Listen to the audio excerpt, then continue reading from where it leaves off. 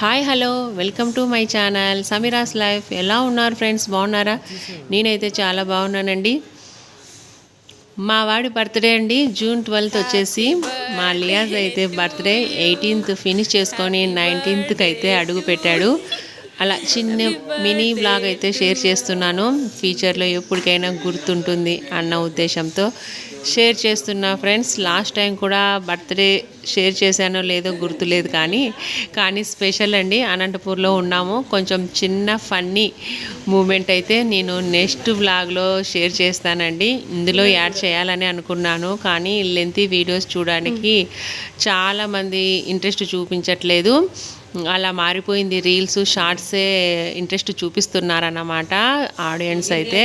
అలానే ఈ మధ్యలో అసలు నేను లెంతీ వీడియోస్ అయితే పోస్ట్ అయితే చేయలేకపోతున్నాను.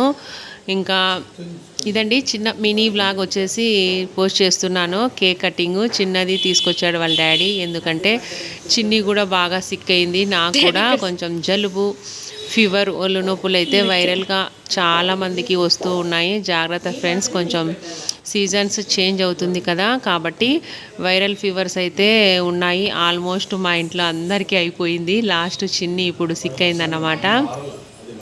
అందుకనే చిన్ని కూడా రెడీ అవ్వలేదు. బయటికి వెళ్ళాలనే ప్లాన్ చేసుకున్నాం, కానీ నెక్స్ట్ డే అంటే ఫ్రైడే దర్గాకి, మా గుడికల్ దర్గాకి అయితే వెళ్ళి రావాలని అయితే అనుకున్నాము. చిన్ని చూసారా, రెడీ కూడా అవ్వలేదండి.